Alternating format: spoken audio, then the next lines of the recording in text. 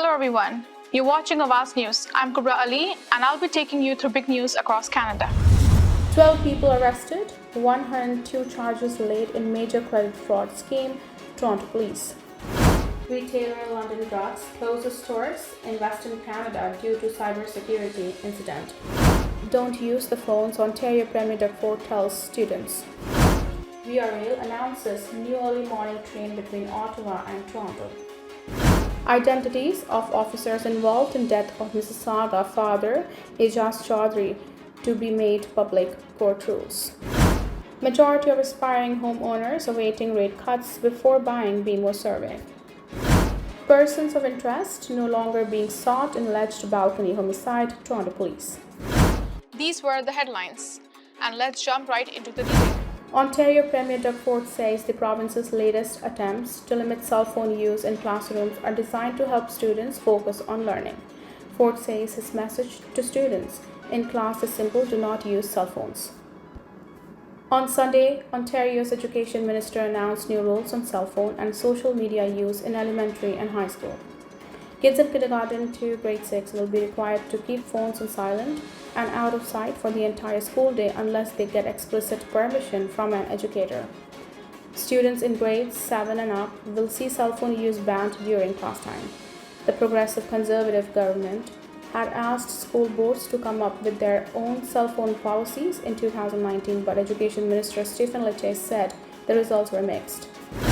Toronto Police say 12 people are facing a combined 102 charges in connection with an investigation into a major credit fraud scheme.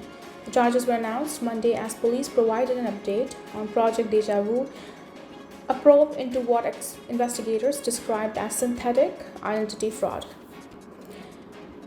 David Coffey of the Financial Crime Unit said synthetic identity fraud is a form of financial fraud in which fictional personal information is used to open accounts at financial institutions and other businesses. He said police initiated the investigation in October 2022 after officers were contacted by a financial institution that located several synthetic accounts. Coffey said it is believed that most of those accounts were opened by a person who previously worked on behalf of the company. He said in some cases fraudulent payments were made to the accounts to allow the perpetrators to draw from them beyond their defined limits. Coffey said police have so far confirmed about $4 million in losses. 20 search warrants were carried out as part of the investigation, he added. Through the search warrants, TPS has also located and seized several dozen synthetic identity documents, electronic templates to create false identifications and false documents, Coffey said. He noted that hundreds of debit and credit cards were also seized, along with about $300,000 in Canadian and foreign currency. This isn't just about fraud, Coffey told reporters. Accounts obtained under synthetic identities are known to facilitate other serious criminal offenses, including the laundering of proceeds derived from human trafficking, drug trafficking, and armed robbery, among other serious crimes. He said while financial institutions have their own security procedures to prevent fraud, sometimes they are not always effective. He said he believes there are more suspects and victims that police have not yet identified, and the investigation is ongoing. Toronto police are no longer looking for several persons of interest in connection with a homicide last week which saw a man fall to his death from a downtown balcony. Police were called to an apartment building at Church and Sherrill Streets at around 11:58 p.m. on April 24th after receiving reports that a man had been pushed from a balcony. A victim was subsequently rushed to hospital where he was pronounced dead. Police have since identified the victim as 38-year-old Ryan Williams and have said that they are investigating his death as a homicide. A day after Williams fell to his death, police said they were looking for a suspect and 3 persons of interest who fled the apartment afterward. Police photos of all 4 were released. On April 27th, police said they had taken a suspect into custody. They said 29-year-old Joshua Pilgrim of Toronto is facing a second-degree murder charge. Police announced Monday that they have been identified the other persons of interest in the case and they are no longer being sought. Investigators have said that they believe Williams' death was an isolated incident and that he and the suspect were casually acquainted. They said that prior to the fall, there was an altercation inside the apartment where Williams lived with his mother. It's not clear what the altercation was about. Police are asking anyone with the further information to reach out to investigators. A request made by Peel Regional Police to shield the identities of the officers involved in the 2020 death of a Mississauga father, Awaz Chaudhry, has been rejected by the courts. In an Ontario Superior Court decision handed down on Monday, Justice Paul Perel ruled that granting a publication ban and an anonymity order in the civil proceedings would have significant negative effects on freedom of expression and open court principles. The whole of civil society has an interest in scrutinizing the administration of justice in a civil action that involves how that society is being policed. Perel wrote in his decision, without knowing the names of John Doe officers, journalists and the public have no way of knowing whether any of them may have been involved in previous incidents and whether there may be a systematic problem or an isolated incident. Chaudhry, who had schizophrenia, was fatally shot by police inside his Mississauga apartment on evening of June 20, 2020, after his family reported he was amid a mental health crisis to the non-emergency line.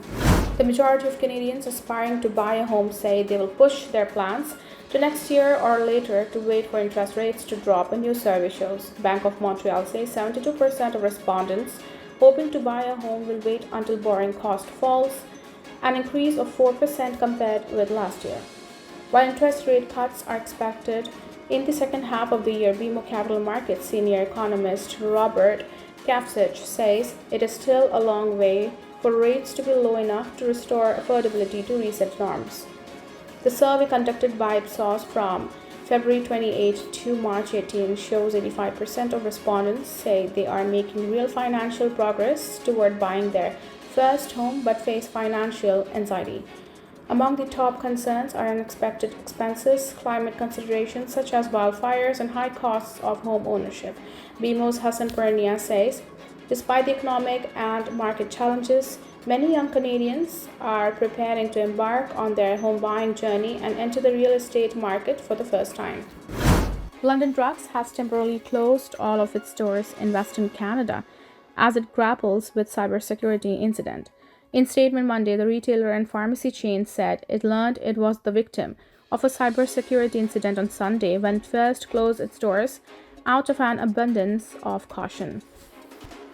Upon discovering the incident, London Drugs immediately undertook countermeasures to protect its network and data, including retaining leading third-party cybersecurity experts to assist with containment, remediation, and to conduct a forensic investigation, the company said. At this time, we have no reason to believe that customer or employee data has been impacted. The retailer offered no timeline for when closed stores may reopen. London Drugs, a Richmond, British Columbia-based business, which opened in 1945 with a name meant to be a nod to England's capital, sells everything from pharmaceuticals to groceries and electronics. It has more than 80 stores across Alberta, Saskatchewan, Manitoba, and British Columbia. Despite its stores being shut, the chain said pharmacists are still able to help with urgent needs. It advised customers to phone their local store's pharmacy to make arrangements. We apologize for any inconvenience caused, and we want to assure you that this incident is the utmost priority for us at London Drugs, the company said in its statement. The incident facing London Drugs comes a month after discount chain giant Tiger Stores Limited reported some of its customers' data was compromised in an incident linked to a third-party vendor it uses. Over the last 2 years, Indigo Books and Music, the LCBO, the Nova Scotia government, the Toronto Public Library, and the City of Hamilton in Ontario have also fallen victim to cyber incidents. The country saw 74,073 police-reported cyber crimes in 2022, up from 71,727 in 2021 and 33,893 in 2018, Statistics Canada data shows. Experts have long cautioned that cybercrimes tend to be underreported because of the stigma, embarrassment, and repercussions victims are often experience. VRL has announced a new train schedule that will bring travelers from Ottawa to Toronto before 9 a.m. Train 641 will leave Ottawa at 4:19 a.m. from Monday to Thursday with stops in Kingston, Brockville, and Cabot before arriving at Toronto's Union Station by 8:48 a.m. In recent months, stakeholders and frequent passengers from Eastern Ontario have emphasized the significance of early morning via rail services for their communities, and we took great care to listen and act on this feedback, Mario Peloquin, via rail president and CEO, said in a statement. The route will begin service on May 27th, and customers can book their trip as soon as April 29th. The Crown Corporation says, in addition to the new service schedule, Train 644, which currently runs between Ottawa and Toronto from Friday to Sunday, will run every day once Train 641 comes online. VR Rail said it will closely be monitoring the public response to the early morning schedule and will make adjustments as necessary. That's it for now. I'm Kubrali signing off. See you tomorrow, same time, same channel. Have a good night.